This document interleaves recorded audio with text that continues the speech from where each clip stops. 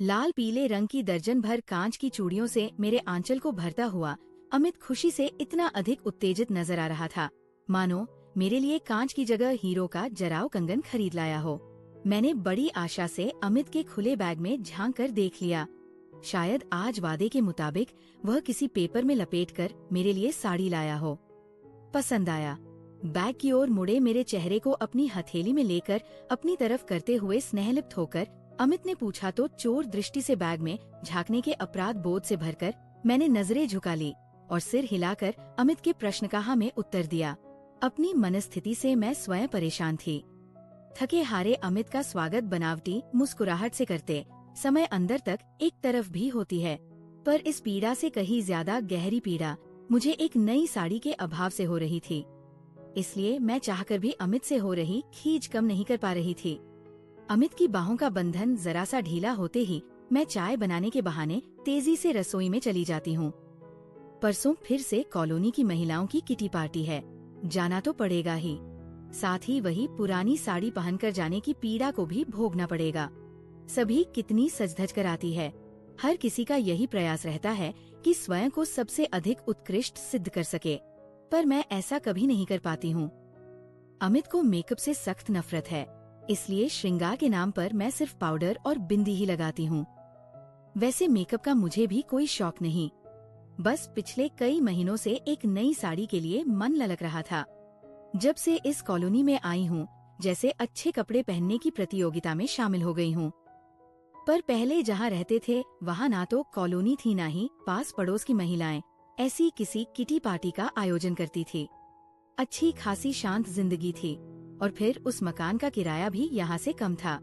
बुराई बस एक ही थी, जिस जगह वह मकान था वहाँ आसपास फैली झोपड़पट्टी और दारू की दुकानों ने वातावरण को दूषित कर रखा था। अंधेरा गिरते ही सड़कों पर चहल पहल तेज हो जाती। पीएफ क्रो की बकवास कानों को शर्मिंदा कर जाती।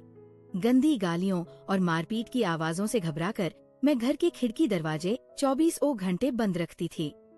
सुबह के समय तो वैसे डर वाली कोई बात नहीं होती थी, पर मुझे भय होता था कि कहीं किसी शराबी में रात की शराब का असर बाकी ना रह गया हो और उसकी नजर मुझ पर या मेरी नन्ही सी बिटिया पर ना पड़ जाए। अमित की जब सुपरवाइजर के पद पर पदोन्नति हुई तो फैक्ट्री के 5-6 सुपरवाइजरों के साथ अमित की भी सप्ताह में एक बार ड्यूटी की शिफ्ट बदली। जिस सप्ताह अमित की नाइट ड्यूटी होती, मैं परेशान हो जाया करती और मेरा सहमा हुआ चेहरा पूरे एक सप्ताह तक अमित को भी निश्चिंतता से काम नहीं करने देता।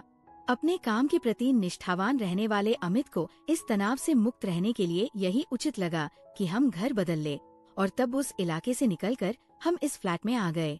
25,000 रुपए पगड़ी की माह पर अमित ने अपनी पूरी पूंजी को एक निश्चिंत जिंदगी की चाह के आगे बिना किसी मोह के बैंक से निकालकर मकान मालिक को दे दिया और हम पुराने मकान से अधिक किराए वाले इस फ्लैट में आ गए। ये फ्लैट तो ठीक था, पर फ्लैट के वासियों के रहन सहन की तुलना में मैं और अमित अपने को व्यवस्थित नहीं कर पा रहे थे।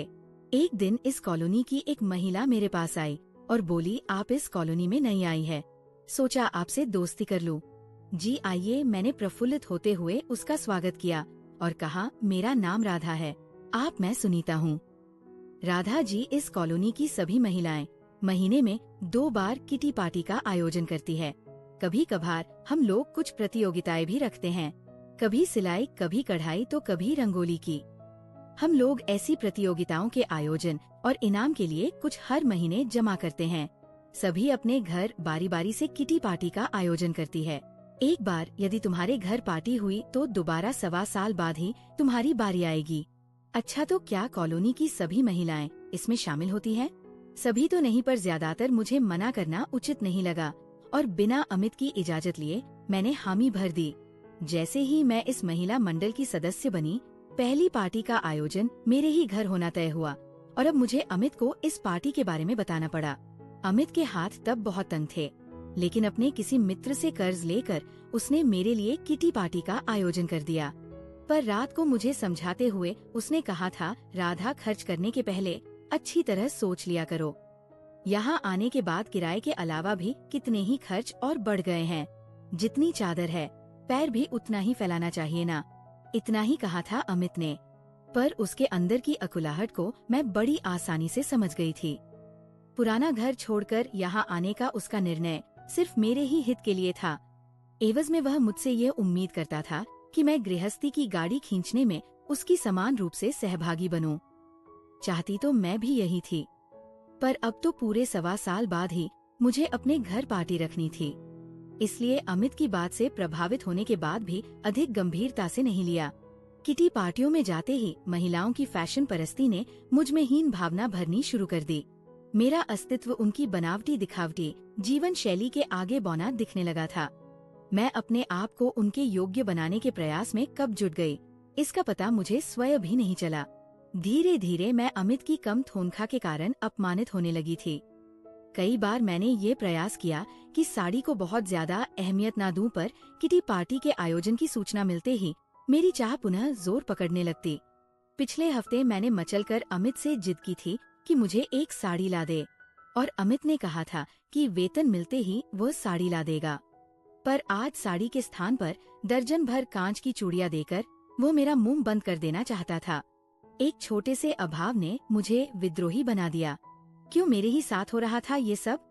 या तो अच्छी सूरत मिल जाती, या फिर इतना धन की मन भर कपड़े गहने खरीद पाती। मेरी तिलमिलाहट बढ़ती जा रही थी, और अमित को चाय का प्याला थमाते थमाते मैंने क्रोध से पूछ ही लिया, तुमने तो कहा था वेतन मिलने पर साड़ी ला दोगे। हाँ, कहा तो था। राधा मेरी तरफ देखे बगैर शर्ट को निकालकर हैंगर में लटकाते हुए अमित बोला, पर कैसे खरीदता? कल ही तो बिजली का बिल आ गया, बचाए हुए रुपए इसी में चले जाएंगे, वरना किसी तरह तुम्हारे लिए साड़ी ले ही लेता। हमेशा तो यही सब होता है, जब भी तुम साड़ी खरीदने की बात करते हो तो कोई ना कोई खर्च सामने आ जाता है। तो क्या मुझे साड़ी कभी नहीं मिलेगी? अमित ने एक बार मायूस नजरों से मुझे देखा और बाथरूम में प्रवेश कर गया, पर मैं खामोश नहीं हो पाई। आवाज थोड़ी तेज करते हुए मैं लगातार बोलती ही जा रही थी, लेकर देना नहीं चाहते हो ना, इसलिए पैसे की भी कमी रहती है। कहते हैं ना, जहाँ चाह वहाँ रहा। तुम्हें तो ये चाह ही नहीं कि मैं अच्छा पहनूं ओढ़ूं। तुमसे भी कम तनख्वाह वाले करोड़ों लोग हैं इस दुनिया में, क्या वे अपनी पत्नी को साड़ी नहीं लेकर देते हैं? पर मेरे तो कर्म ही फूटे हैं। सालों बाद तो एक साड़ी की मांग की है, वह भी मिल नहीं रही है। अमित हाथ पैर धोकर आ गया था। कुर्ता पैजामा पहनकर चाय का प्याला हाथ में लिए वो बालकनी में जा बैठा। उसके चेहरे पर कहीं कोई मलाल नहीं था, और उसकी यही निश्चिंतता मुझे और अधिक आहत कर गई।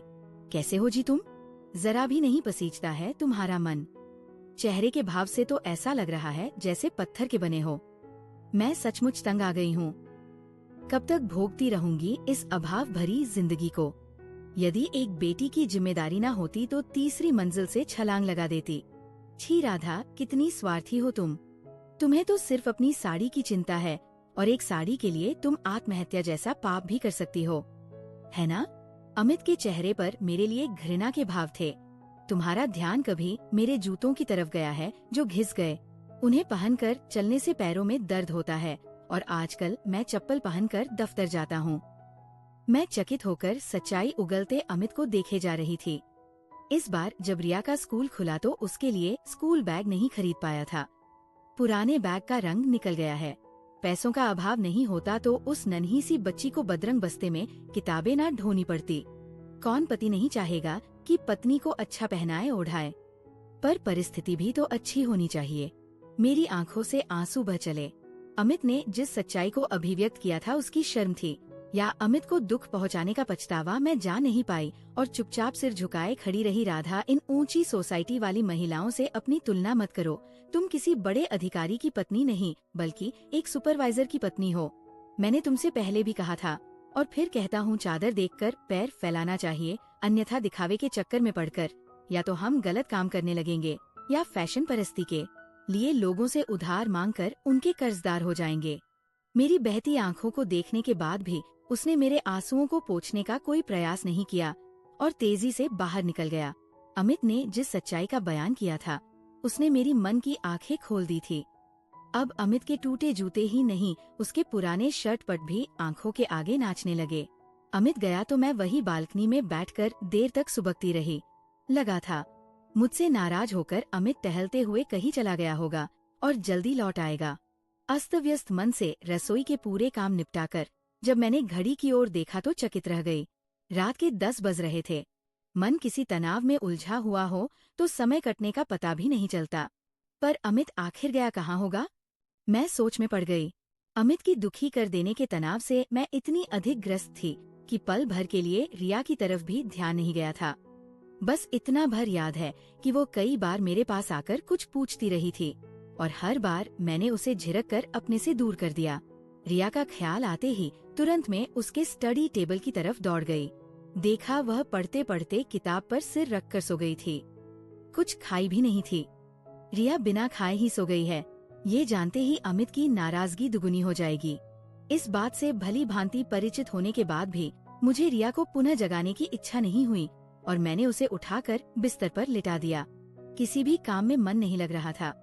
बार बार बालकनी में जाकर मैं सड़क पर देखती रहती कि शायद अमित आता हुआ दिख जाए, पर अमित दूर दूर तक नजर नहीं आ रहा था। बार बार ये सोच मुझे तहस नहस किए जा रही थी कि कहीं मुझसे मायूस होकर अमित कोई गलत कदम न उठा ले। अपने द्वारा कहे गए हर शब्द के लिए अब मेरे मन में शर्मिंदगी थी।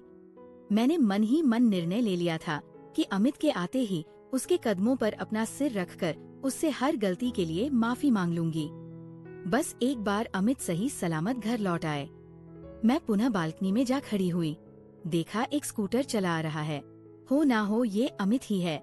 मैं धड़कते हृदय से देखती रही और स्कूटर आगे निकल गया। मेरा ध्यान स्कूटर सवार पर गया तो देखा कि वे मनोहर जी थे। लोग कहते हैं अपनी पत्नी के कड़वे जुबान और दुर्व्यवहार के कारण ही वे रोज नशे में धुत रात में देर से घर लौटते हैं। ये याद आते ही पुनः हृदय जोरों से धड़कने लगा। कहीं मुझसे अपमानित अमित भी पीना शुरू न कर दे। इस ख्याल से ही मेरी आंखें छलक आई। जी चाह रहा था कि इतनी जोर से अमित को आवाज दूं कि वह जहाँ कहीं भी हो मेरी आवाज सुन ले और तुरंत घर लौट आए। डर और भावुकता से भरे हृदय के भावों ने मानो मुझे बेहद असहज बना दिया था। सोचने समझने की शक्ति भी जैसे खत्म होती जा रही थी। लड़खड़ाते कदमों से ड्राइंग रूम में प्रवेश करते ही जोरों से बजे कॉलबेल की आवाज सुनते ही मानो जान में जान आ गई। भागते हुए मैंने दरवाजा खोला तो माथे पर पसीने की बूंदों को सजाए अमित खड़ा था। मुझे देखते ही उसने मुझे खींचकर अपने सीने से लगा लिया। राधा, मुझे माफ कर दो। आज पहली बार तुम्हें बिना बताए कहीं चला गया था। माफी तो मैं मांगना चाहती हूँ। तुम्हें कितना जलील कर दिया था। पर तुम गए कहाँ थे राधा? आज विनोद की शादी की सालगिरह थी। हम दोनों को पार्टी में बुलाया था, पर तुम्हारी बातों से नाराज होकर मैं तुम्हें साथ नहीं ले गया। वहाँ सभी पूछ रहे थे, तुम्हें मेरे लिए तो पल पल भारी हो रहा था, ये सोचकर कि तुम कितनी परेशान हो रही होगी। तुम्हें बिना बताए जो चला गया था। उफ, जैसे तैसे उनसे जान छुड़ाकर जल्दी ही वहाँ से निकल भागा। अमित की बाहों का बंधन थोड़ा सा और कस गया था। मुझे लग रहा था कि खुशी से झूमकर नाच उठूं। अमित के प्यार की गहराई के आगे सारी की इच्छा कितनी तुच्छ थी। मैंने निर्णय लिया कि जो खुशी इस समय मुझे मिल रही है उससे भी दुगुनी खुशी मैं हमेशा अमित को देती रहूंगी। दोस्तों, आपको ये कहानी अच्छी लगी हो तो प्लीज वीडियो को लाइक कीजिएगा और चैनल को सब्सक्राइब